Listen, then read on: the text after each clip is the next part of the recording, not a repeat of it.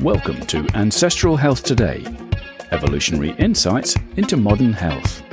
Thank you for being here with us. And today we have Dr. Alessio Fasano with us. Dr. Fasano is a medical doctor, and he is a pediatric gastroenterologist and researcher. He currently holds many roles, including Professor of Pediatrics at Harvard Medical School and Professor of Nutrition at Harvard T.H. Chan School of Public Health, both located in Boston. He serves as Director of the Center for Celiac Research and Treatment at Mass General Hospital for Children and co-director of the Harvard Medical School Celiac Research Program. In addition, he is Director of the Mucosal Immunology and Biology Research Center at Massachusetts General Hospital for Children, where he oversees a research program with approximately 50 scientists and staff researching a variety of acute and chronic inflammatory diseases, including cystic fibrosis, celiac disease, enteric infections, and necrotizing enterocolitis. A common theme of these programs is the study of the emerging role of the gut microbiome in health and disease. Fasano is also the scientific director of the European Biomedical Research Institute of Salerno in Italy. Along with these leadership positions, he is a practicing outpatient clinician in pediatric gastroenterology and nutrition and the division chief. Today we welcome Dr. Fasano. Thank you so much, Dr. Fasano, for being here with us. We really appreciate you giving us the time to answer some questions and have our listeners, get information from everything that you know and have to say. Thank you, Isabel, for having me. Appreciate it. Absolutely. So we can get started right away. You are very well known for your work with Zonulin and also for your work in the microbiome.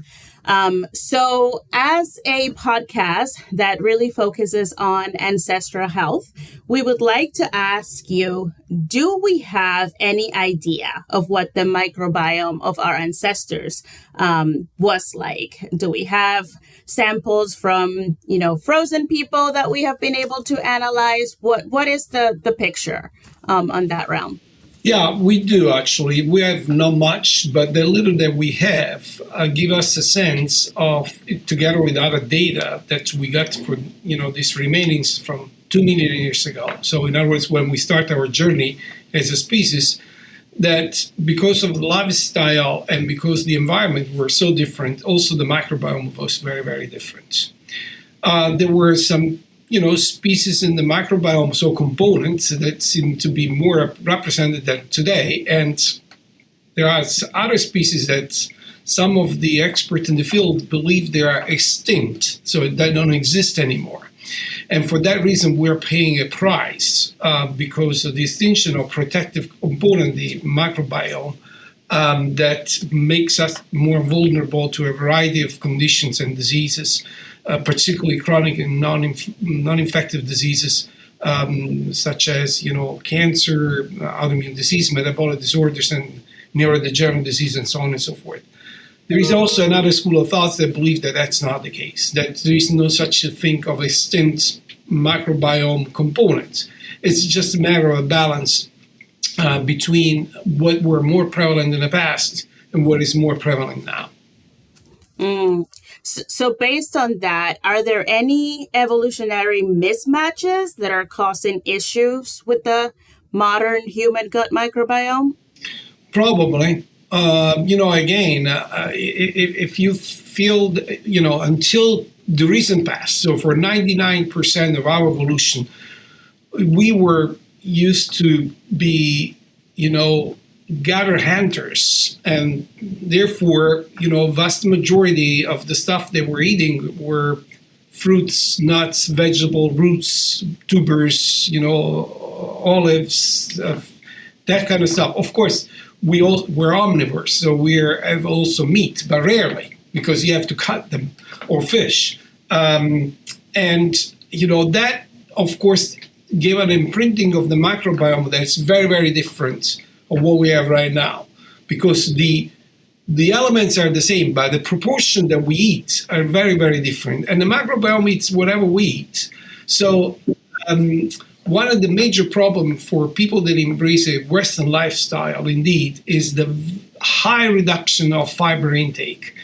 And, the gathering stuff, fruits, vegetables, nuts, and so on, is worth very rich in fibers. So the element of microbiome that was enjoying this are in disadvantage compared to the others that enjoy, other elements like, meat, fish, and stuff that we use very scarcely in the past. And again, this reflects not only a major change of lifestyle with the advent of agriculture, which we domesticated foods like crops and livestock, making our life definitely better because we spend 95% of food procurement and 5% for reproduction. That's it. Because now the agriculture, 10,000 years ago was implemented. Now we have time to unleash our creativity to build the Colosseum and writing books that we didn't have a chance to. So that was a good thing, but it came with a price. And then there were two other epochal, changes that I believe would explain why we are more susceptible to diseases if we embrace a Western lifestyle. Urbanization, people leaving the countryside and moving to cities. These are not producing people anymore. Now they are consumers. This happened again 3 or 4 generations ago. Before that, everybody was producing for their own needs. And if they didn't have something, they would exchange with somebody else that have different stuff. And the urbanization, imposed, farmers to step up and produce not only for themselves, but also to selling to these people that were just consumers and changing the dynamic of the matter. And finally, the kiss of death, in my opinion, has been the globalization. When few multinational companies took, over the production of food. And of course, with that, when you have a massive production, the quality goes down because, it's the quantity that counts. And all this had, impingement on the microbiome that is very, very different from what was supposed to be, evolutionary speaking, while we as human beings, we did not mutate. We still have 2 legs and, 2 arms, and we need some metabolic needs that, are not served as well as in the past. It's like that for 2 million years, we built a superb engineered car, a Ferrari. But now, rather than to have gasoline in the tank, we put water, and we wonder why the car is not performing. Yeah, absolutely. So what are those specific differences that we do see? We know that there are a few hunter-gatherer societies still left. And there are also societies that live in more rural environments, that live more traditional lives and have more traditional lifestyles and food sources. What are we seeing as the key differences between those populations and, let's say, the modern American culture? Yeah, well, with the caveat and the disclaimer that is not just, it's the general lifestyle that is different. So it's not just eating, but also a life that's less stressed in terms of, lifestyle, that, they have an environment that is different than ours and so on and so forth. But the bottom line, the key elements, the difference, of course, it's, again, nutrition. That's one key element. Of course, if you have a nutrition that, is so different from what we were supposed to eat, that has consequences. Now, the issue here is not just rural versus urban or industrialized versus developing countries. It's also economical, social, and demographic differences that really make the difference here. Let me explain. If you come from a developing country and therefore you still use a rural lifestyle, you're more exposed to the dirt and the animals that will help your immune system to be less belligerent. We all know that if you are too clean for your own goods, so you live a Western lifestyle, you're more increased risk to develop food allergies, for example, compared to kids that they just run, in the dirt. But also, again, there is also the fact that, the environment can be less polluted. And therefore, this also have an impingement. That, again, you have a less stressed lifestyle. And that also will have a difference. But the long story short is that people that still live Gather-Hunders kind of lifestyle, they are, as historically was for our species, more susceptible to be sick and die of infectious diseases, for example. And while if you embrace a Western lifestyle, you're most susceptible to die of chronic, non-infective inflammatory diseases, as I was mentioned before. The typical diseases that we see now in a big uprise in industrialized countries. Yes, absolutely. So how does the microbiome influence that development of chronic disease? We know that there's, more recent attention paid to long COVID, but we know that post-viral conditions are not anything new. So what are the dynamics at play in that situation? That's right. So until the recent past, we were convinced that any disease in humankind will require two key elements that were necessarily sufficient. You have to be genetically predisposed, so you have to have genes, particularly for multifactorial conditions like the one we're talking about, that puts you at risk. And then you have to be exposed to an environmental trigger that is mismanaged by your immune system because of genetic predisposition, and therefore create the condition of this, inflammatory process that leads to disease. We now know that once we complete the Human Genome Project, that was aimed really to find a way to solve, the disease of humankind, because at that time the paradigm was one gene, one product, one protein, one disease. When we figured out that we're genetically rudimental because we're made of only 28,000 genes, that paradigm went out the window, and we start to ask how we can be so complex and how we explain these multi-genetic conditions that we eventually brings to disease. And again, then we discovered that there were at least another three elements at play. So definitely you have to have the genetic predisposition and environmental exposure. They are necessary, but not sufficient. But you also have to have these two worlds to interface, in other words, to be in touch with each other, meaning that barriers that compartmentalize these worlds, they don't work anymore. So including the gut barrier, the highway barrier, and so on and so forth. The fourth element is an immune system that fights too much, becomes hyperbelligerent because you have chronic inflammation. So he's not capable to stop when it's needed to stop the inflammation. And pertinent to your question, the fifth element is the microbiome. And how this microbiome works and play a role?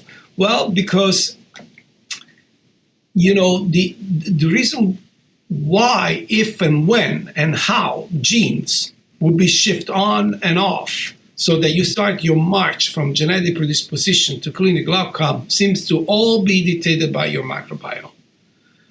It's a phenomenon that we technically call epigenetics. So the genes are there, but they are not put in motion until somebody will do that. And it looks like that the microbiome is the transducer of all these environmental elements that I mentioned before: nutrition, again, pollution, drug exposure, antibiotic treatment, infections, that will eventually touch those chords and put that in motion. You mentioned long COVID as an example in which you have a viral infection that causes a dysbiosis or an imbalance in the microbiome that in turns will eventually start that process to activate genes that put in motion this chronic inflammation that goes after your heart, after your kidney, after your GI tract, and this translates in the classical long COVID, symptoms.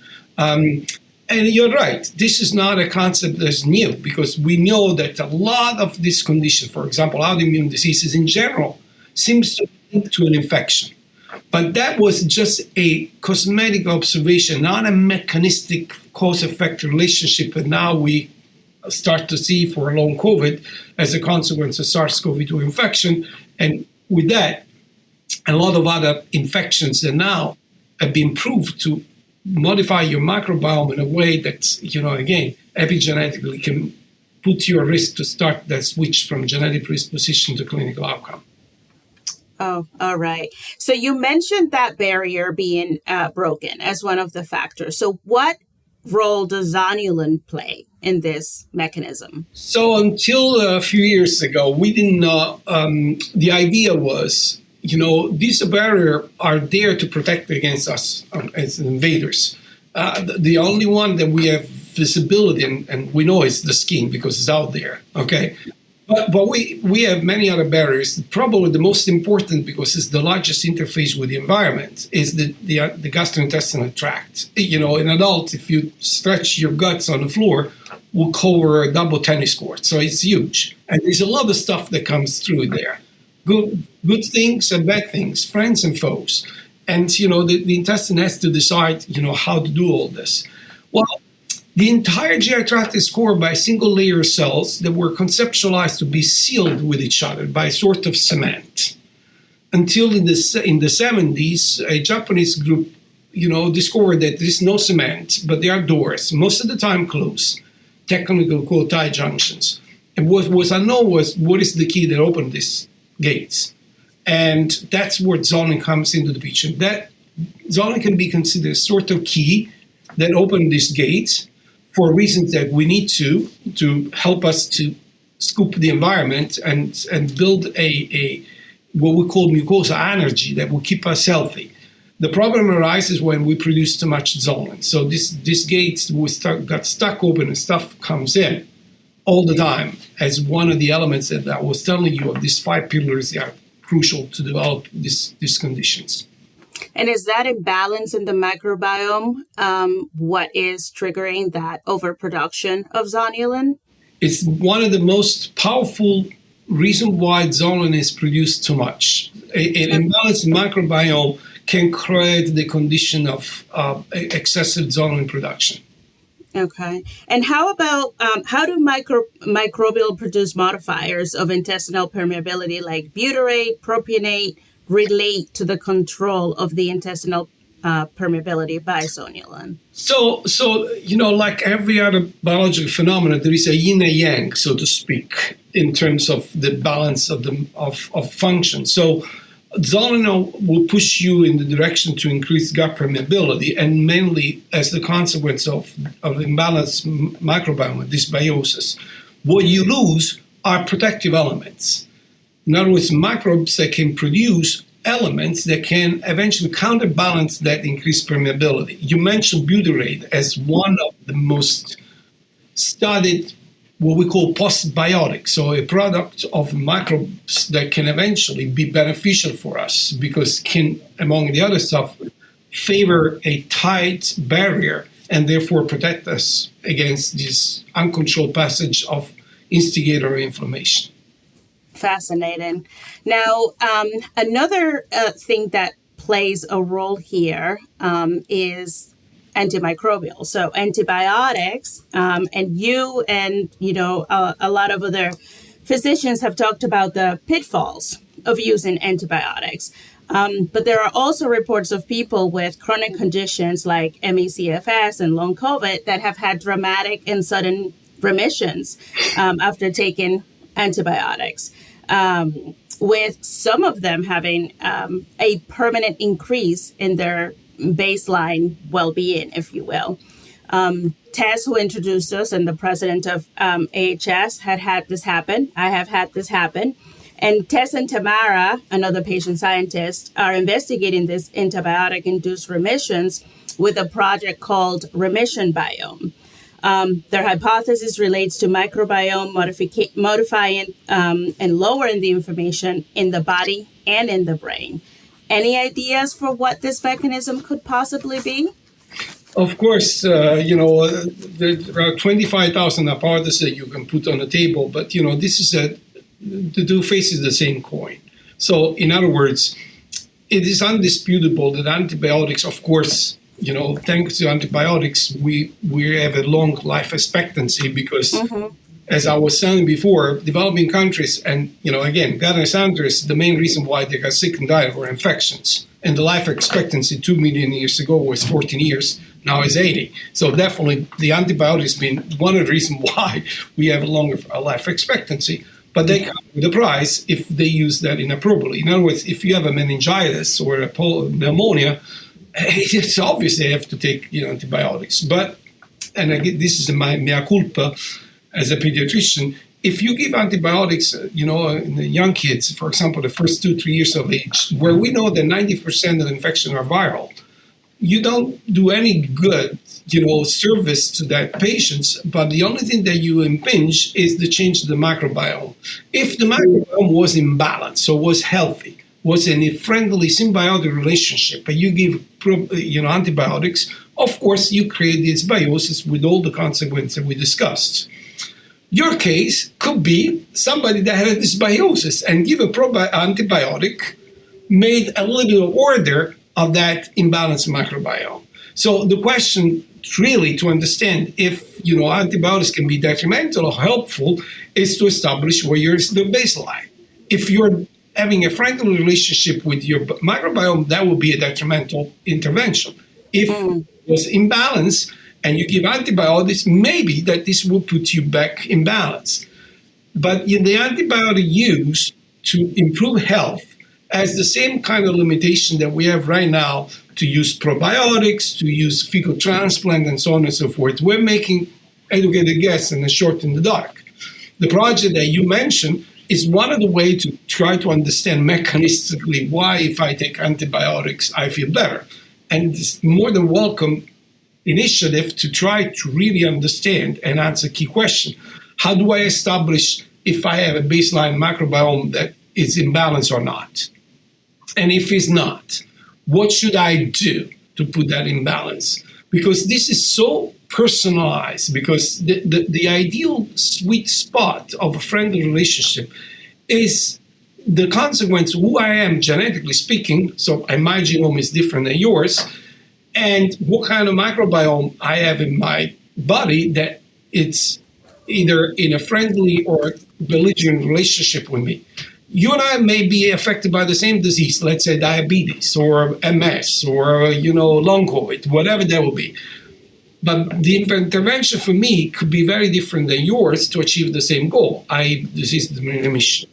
We're working on it because we have to establish what would be the best way to rebalance the microbiome. We're not quite there yet. And in the meantime, rather than do nothing, we try. We try with probiotics, with antibiotics, with fecal transplant, prebiotics, symbiotics, you name it.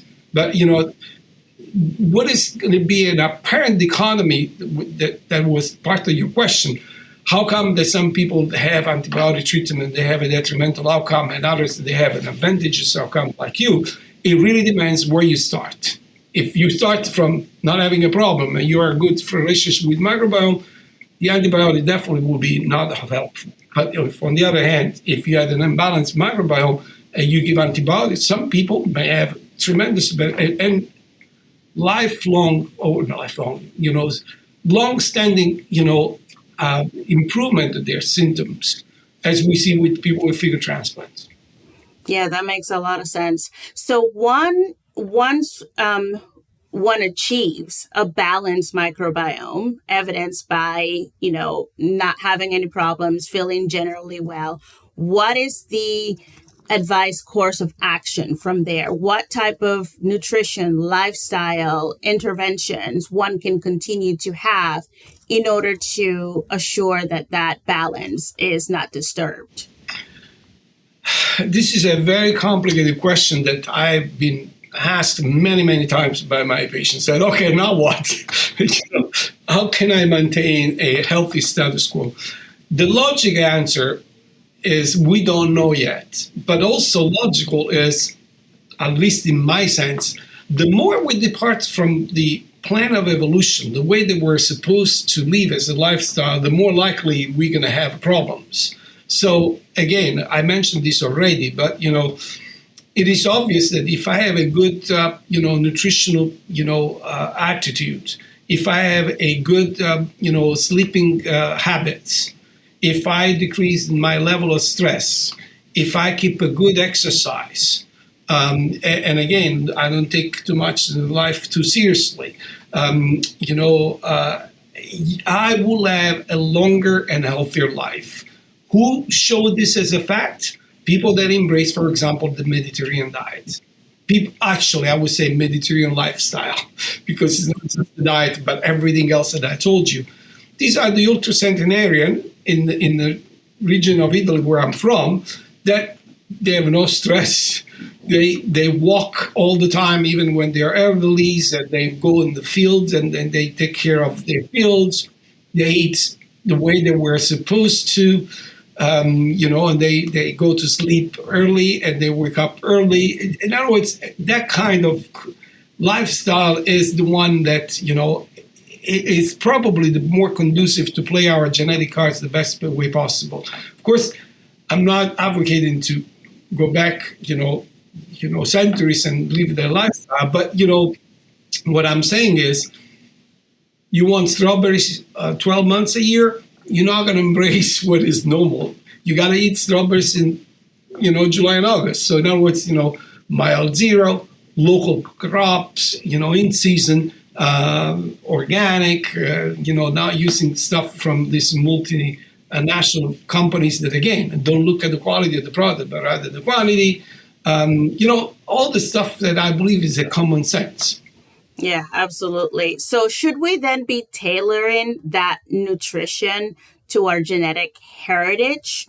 And how does that balance with the environment that we're in? So if my ancestry is from Africa, but I'm living in the northern United States, how do I balance those two things in order to optimize my health and optimize my microbiome? And does that differ from someone who is already healthy as opposed to someone who is, suffering with a chronic condition? So I'm going to say something that will be very provocative. So forgive me for saying that. I foresee a future in which the vast majority of the conditions that we suffer, the vast majority of diseases will be treated with nutrition and not with drugs. And the reason why I'm saying this, because again, if indeed it's true, as I believe it is, and there are compelling evidence mounting up that, nutrition will shape the microbiome that in turn will epigenetically decide if I stay healthy or not, it's only obvious that I can eventually intervene that way to shape my microbiome to play my genetic card better than I'm playing right now. Both for treatment that has to be personalized, meaning if I have genes, because I come from Africa, that will favor a certain kind of diet, that's the diet that will make me to play my genetic cards better. And therefore, keep myself healthier. And if I already have a problem, then I have eventually tailored my diet eventually to treat that properly so that eventually I can ameliorate the problem. I give you two examples, so two total different diseases. Epilepsy. Epilepsy is now treated with anti-epileptic drugs. Because there are some cases in which the anti-epileptic drugs do not work, so you don't have any other options, science forced to eventually look at specific diet to see if they can help. Well, guess what? The ketogenic diet has been proved in these non-responsive patients to be effective in controlling epilepsy. And we know now the mechanism, what happened in some of the neuromediator that are off balance in people with epilepsy when they embrace, a ketogenic diet. Another example, total different story, inflammatory bowel disease, Crohn's disease. Historically, what we do to take care of this patient, as soon as they are diagnosed, we want to put a brake on inflammation, and we use anti-inflammatory drug, steroids, or now biologics, and so on and so forth. Well, you obtain exactly the same results with no side effects, because of course all the anti-inflammatory drugs, they have side effects, but put them on a special diet, what we call an amended diet, that does nothing else than changing the microbiome, like in the ketogenic diet, and create the condition to ameliorate inflammation. So this is probably how we're going to treat a lot of other conditions for which now we have only the possibility to treat the consequence and not the cause. If I take the anti-inflammatory drug, I treat the consequence, the inflammation that is being caused by something. In this case, most likely dysbiosis that make me to turn on genes that create inflammation. It's like that I had pneumonia, I take Tylenol. Of course, the fever will go away, but as soon as the effect of the Tylenol is gone, the fever will come back unless I already get the cause. And that's where is the challenge, the opportunities. But I need to also mention something else here. When I was talking about, social and economic disparities, because like now, who's going to pay the price? Also for dietary intervention in terms of not being able to afford that are the people that are socioeconomically disadvantaged. Now, another example, classical example. Which one are the kids that they are more at risk to have obesity? Not the wealthy one.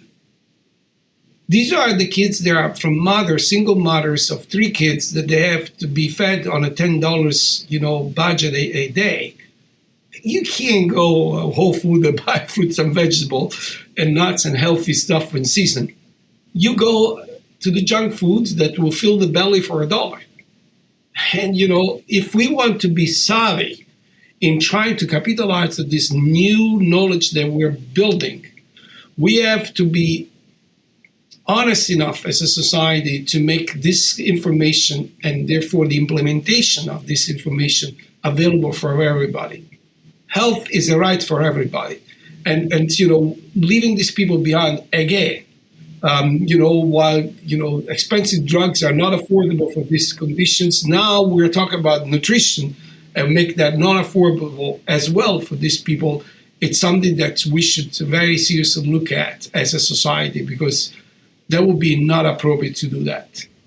Yeah, absolutely. The social determinants of health play a huge factor as to who can be healthy and who cannot afford to implement the interventions necessary, even at the basic level of food. We're talking about if I have diabetes and I have to take a pill, it's an extra activity that I have to do. Imagine in the future that I have to eat anyhow. I eat differently and my diabetes will be taken care of. And all the complications that will come with that, because your life expectancy will be decreased tremendously. If you have obesity that brings me to a metabolic disorder like diabetes, that will affect my heart, my brain, and key organs that eventually will not allow me to really completely, exploit my life expectancy if I was not obese. Yeah, absolutely. So how do we change this landscape starting with our kids? What do we have to do for our children to be able to grow with a healthy microbiome? Do we have to go back to pregnancy? Do we have to look at, the lifestyle and health of the parents? How far back do we need to go in order to give our children the best opportunity for living a long and healthy life? I have an equal one example, so as well that makes them know. My grandson was born in the midst of the COVID lockdown, okay? Mm-hmm. And my daughter and son-in-law were very busy, of course, trying to keep this family afloat with their job, switching from in-person to remote. And my wife and I, extremely busy as well, said, well, you know what, we will help you out. So when was the time to, introduce baby food to this young man, we implement a Mediterranean diet. So in other words, this kid has been fed, fruits, vegetable, nuts, and the way that we typically, eat in the Mediterranean. Now he's 3. He has no idea what the junk food is. And if you put French fries here and broccoli there, he will go for broccoli big time. Where I'm going with this, it's a matter of developing taste. Yeah. When he will grow up and will be a father, guess what his kids is going to eat? They will not go to eat junk food or a fast food place to eat, because that culture is not there. Again, This is one of the shifts of the paradigm that we have to have if we want to really go back on track and not derail as we did as a society. Again, when I was growing up, the sense was the fatter the better. The kids have to be puffy. That's not the case. Of course, we don't want malnourished kids, but we want kids healthy. This fellow is not the 90th percentile weight and height, and he has a lot of energy. And honestly, knock on the woods, he had very little infections, meaning that, he's playing his genetic cards the best way possible. One of the reasons why, because he had a good nutrition. Yeah, absolutely. But what about those kids whose parents are not as healthy? How far back do we need to go in order to, ensure that our kids have the best possible situations? So again, it's a question again also of culture. So if I buy only junk food that I bring home, and of course that's what I eat as a parent, by emulation and also by default, these kids, that's what they eat. If I go to school and the school offered me, pre-packed, fruits and stuff that they put in the microwave, that's also something that unfortunately I will be forced to eat because that's is being offered me. So how far back we have to go as a society? We have to take a pause consideration of how we have been mistreating our microbiome. We're focused on diet, but again, in terms of lifestyle. And I believe, Michelle Obama started this, revolution and say, in my backyard at the White House, I'm going to put, a landscape to put my produce there. That's what we should do. And again, big cities, including here in Boston and New York and so on and so forth, we've been seeing popped up this, city gardens in which you can rent a little bit of space and you produce your own, fruits and vegetables. I think that is cool, very cool.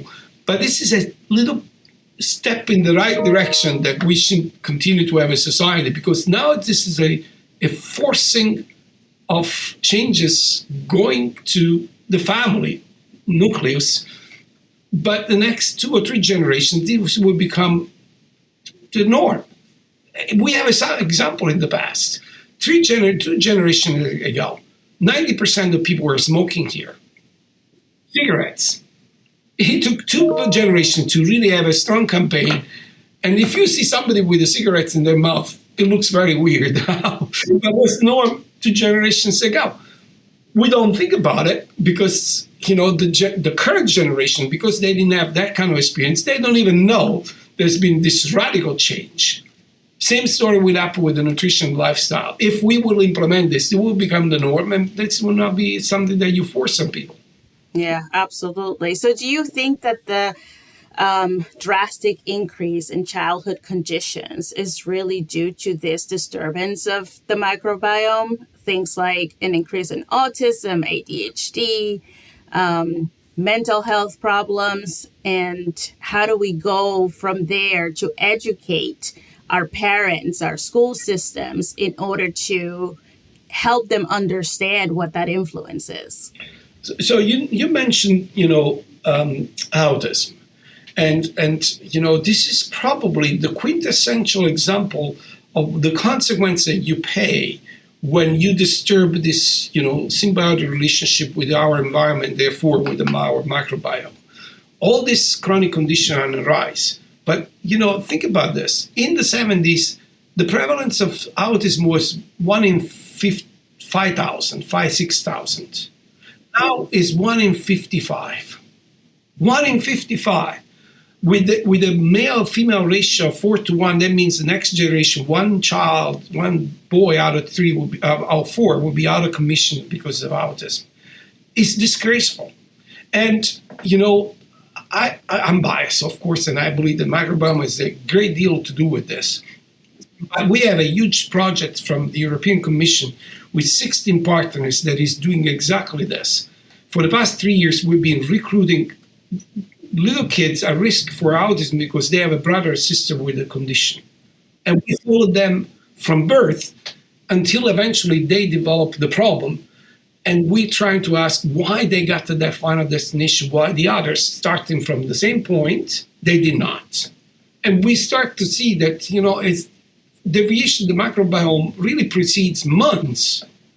The process of neuroinflammation that brings them to develop autism, months.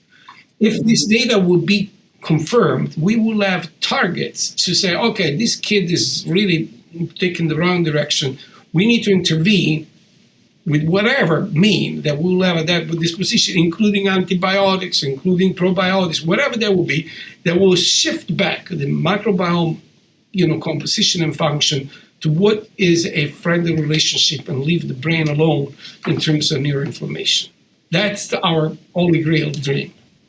Yeah, if we do that, there's a lot of hope for our future in shifting this dynamic and being able to get back to a healthy society that can do so much more. Yeah, so we're coming up on time here, and I want to be respectful of your time. So this is a great note to end it in.